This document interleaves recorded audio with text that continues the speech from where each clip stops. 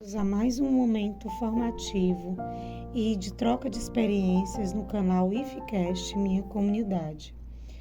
É com tamanha gratidão que a gente está aqui com o professor João Batista, trocando experiências junto com a equipe do IFCast, que essa temporada vai trazer muitas ideias, tanto de ensino, com o uso das mídias, como de aprendizagem com outros canais já que atuam com o uso desses recursos midiáticos para a difusão do conhecimento científico e para a troca de experiências. E, João, que bom você volta. Obrigado. Você volta para o IFCast para contar ideias aí de novos canais. Mas antes de você contar as ideias, eu queria conversar sobre a primeira entrevista. Você foi um dos primeiros professores a estar com a gente. Isso. Como foi se escutar em um canal de podcast? Boa tarde. Bom dia, boa tarde, boa noite. Dependendo do horário que você for ouvir o podcast. Foi interessante, assim, foi diferente, né? Que eu nunca tinha participado de um podcast, né? Que para mim foi novidade ter recebido o convite dos alunos aqui da UFCA, do IFE, em Brejo Santo, para falar um pouquinho sobre a minha formação, sobre a minha prática pedagógica aqui na escola, né? E eu gostei, tanto que estou fazendo um mestrado agora, né? Já com essa ideia de também lançar aí um podcast, né? No meio educacional, né? Trazendo ideias das pesquisas que a gente está trabalhando, e vamos ver se vai dar certo também, né? Tomando aqui o IFE como modelo, o IFCast, e espero que seja bem bacana, assim como está sendo a experiência do IFCast. Então, gostei muito de participar e comecei a seguir, né, a ouvir também, as entrevistas dos meus colegas professores, né? Vi também depois os videocasts que vocês fizeram e achei bem interessante a ideia de vocês. Bem, João, tão bom a gente saber dessa vontade, dessa inspiração, porque essa prática cibercultural, ela nasceu em sala de aula, com estudantes aqui da pedagogia, na vontade de ter um canal para troca de experiência, para que esses jovens se sentissem produtores de conteúdo e não meros consumidores, para que eles realmente criassem um espaço deles, para falar da cultura deles, da comunidade deles. Por isso que a ideia é IFCast, o IFE, o Cast é esse canal e minha comunidade. Então, tem uma diversidade de materiais, mas tem seus desafios, que a gente vai escutar aqui as próprias estudantes comentando os desafios, como é isso. Mas antes de a gente falar dos desafios, deixa eu só comentar um pouquinho do que é um dispositivo de canal cibercultural. O que é isso? Tem uma inteligência pedagógica por trás disso, tá? Tem um planejamento, ele sempre está atrelado a uma aula de campo que sai para a comunidade, ou uma atividade da disciplina pedagógica, que a partir daí desafia para eles fazerem essa entrevista com professores que já tinham experiência. Então, ele não nasce assim, da minha vontade, nasce do desejo e da curiosidade dos estudantes. Eles que decidem o que eles vão fazer e como eles vão fazer, tá? Aí eles saem para campo para pesquisar, veem com que colegas eles vão gravar. E outro maior desafio é o fazer, tá? É a edição. Mas eu vou deixar para elas mesmas contarem como é esse processo. E como elas vêm avançando também nessa troca de experiência. Não tem um método pronto, o método se constrói nesse processo e as pessoas vão aprendendo umas com as outras. Esse é um processo de cooperação. Tem sempre um estudante que mexe mais com o uso das tecnologias e vai ajudando o outro. Agora, no MPBID, a gente teve a oportunidade de um dos bolsistas fazer uma oficina de edição de vídeo, por sinal, né? Para ajudá-los, porque esses jovens, eles já nascem ciberculturais, né? E editando. vídeos, áudios, editando os cards, mas essa rede de troca é fundamental, tá? E eu acho que isso que é um difusor e que eu chamo isso de geração C5, dentro da minha pesquisa, desse meu olhar de pesquisadora. Aí eu vou pedir, aproveitar a oportunidade da gente estar aqui com você, olhando para essa caminhada, e pedir para a Paula e para a Elisete contarem o que é que elas perceberam que foi válido e o que não foi, porque isso aqui é aprendizado. Para você, com base no aprendizado delas, ver o que é válido para o pode professorar, né? Porque eu acho que é assim que a gente aprende. Nessa troca, né? Então, o IFCast, ele conta, né, com 4 temporadas, entre elas divididas entre vozes docentes, né, no qual os estudantes, eles entrevistavam professores da rede básica do município. A segunda temporada, ela se concentra na mostra da cultura, né, da comunidade. A terceira temporada são as questões de eventos, exposições que ocorreram ou que ocorrem frequentemente no IFE, né? E a quarta temporada, eu acredito que é uma temporada que teve uma maior sensibilidade, que é a das cartas ao Paulo Freire. E o que eu percebi na produção dessas temporadas, eu não acompanhei todas, né? Mas eu estive envolvida diretamente ou indiretamente em todas elas. E eu percebi que o IFCast ele surge com o intuito de aproximar o conhecimento acadêmico, o conhecimento científico da comunidade. Muitas pessoas, até mesmo estudantes, né, da própria academia, não conseguem compreender um artigo de 12 páginas ou um capítulo do livro, mas quando a gente passa para entrevistar professores da rede básica de ensino, mostrar coisas que acontecem no nosso local, na nossa cultura, a gente está disseminando esse conhecimento de uma forma mais simples, de uma forma mais prática, de uma linguagem que pode ter uma maior compreensão para essas pessoas. E eu acredito que tem sim, não alcançou tantas pessoas, né, como a gente queria, mas tem sido uma ferramenta muito importante para isso. E eu acredito que outro desafio que a gente está vivenciando é a questão desses vídeos curtos, né? Em uma reunião que a gente teve, a Karina, a gente estava tentando deixar os vídeos menores, mas o que a gente percebeu nessa reunião, que quanto menor o vídeo, mais conteúdo a gente perdia. Então, a gente não conseguiu se adaptar a essa cultura de massa, né? Essa questão de comercializar mais o vídeo, porque a gente estava perdendo e não iríamos alcançar o nosso objetivo.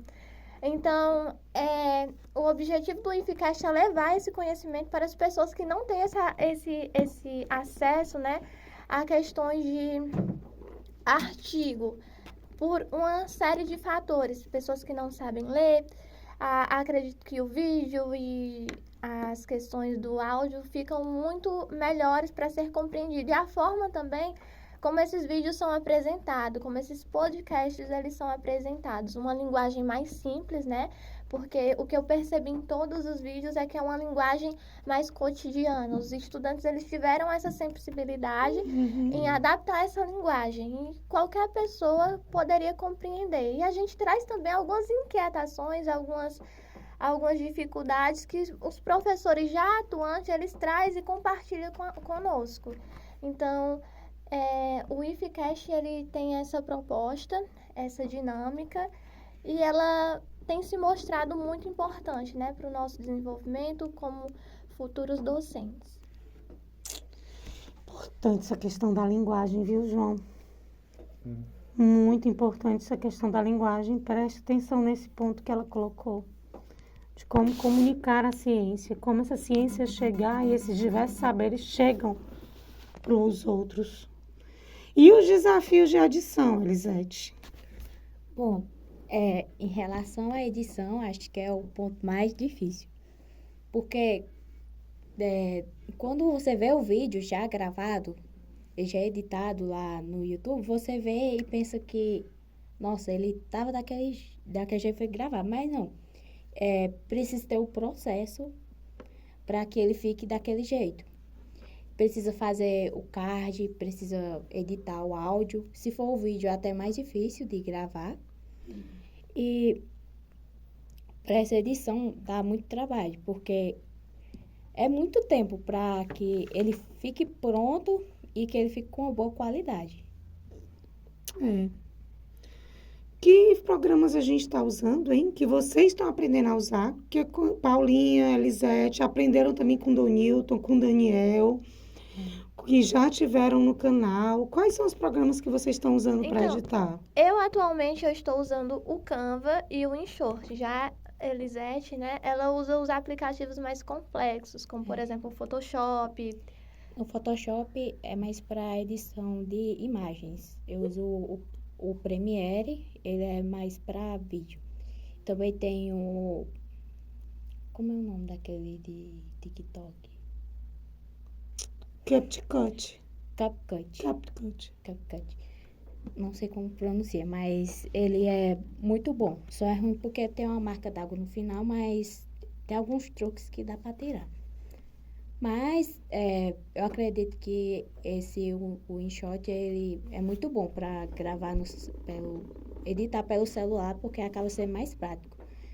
Pelo computador, acaba sendo mais trabalhoso de você conseguir fazer uma edição.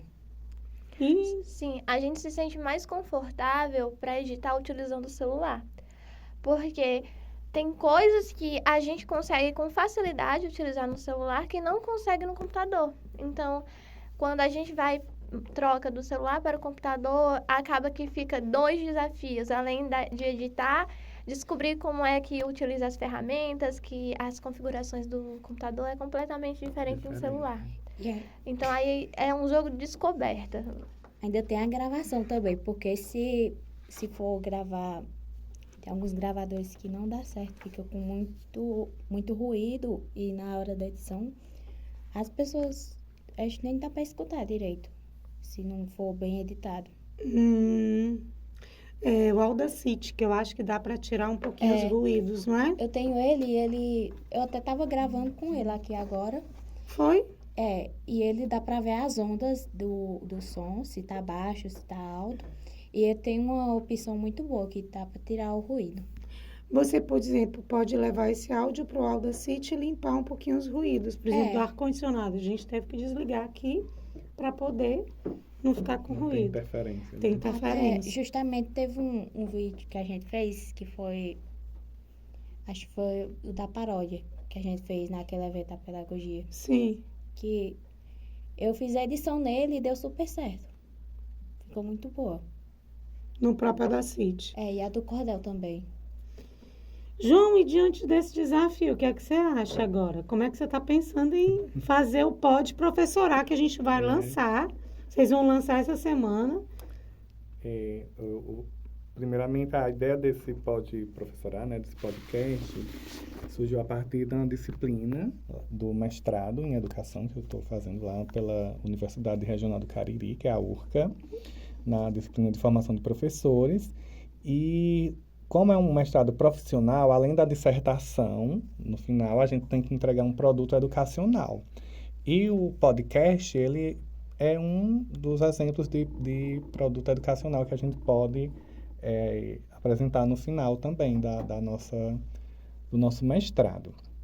Então, a gente está fazendo fez um trabalho em grupo, né? São 4 integrantes nesse grupo, que a gente discutiu um texto de Paulo Freire. A nossa equipe ficou com um texto dele do livro Educação em Mudança. Sim. O primeiro capítulo, que ele fala dessa questão da educação, como a educação pode mudar a sociedade, né?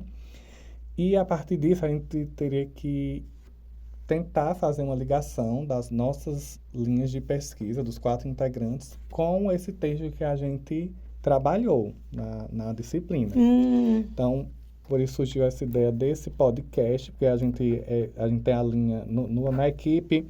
Eu trabalho com a questão da pesquisa em sala de aula, o outro colega trabalha com a questão da formação de professores mais voltada para a educação do campo.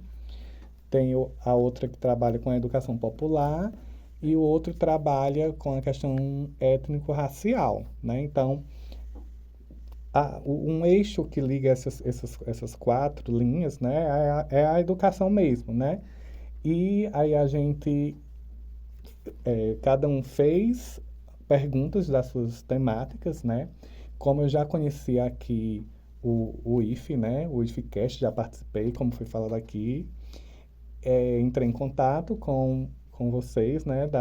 Especificamente com Karine, para poder ver essa possibilidade de viabilizar a gravação desse nosso podcast, né? Aqui no IFE, né? No estúdio do IFE, né? Agradecer já de antemão mais uma vez. E convidar professores, né? Que tenham um conhecimento sobre essas temáticas, né? Então, serão 4 episódios, como se fossem 4 temporadas. Então, eu vou gravar como se fosse a abertura de cada temporada desse podcast. Então, depois, quando a gente concluir essa disciplina, apresentar lá na aula, né? A gente vai ver se a gente decide continuar com o podcast, né? Que é o Pode Professorar.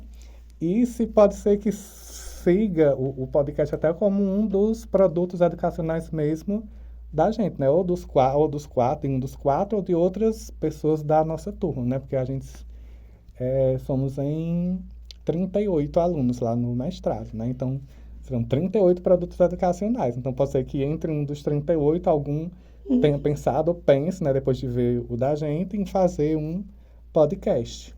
Boa estratégia, viu, João? Que ele continue. Parabéns pela proposta, que continue, porque afinal de contas, essa questão da profissão docente precisa ser pesquisada, difundida e compartilhada.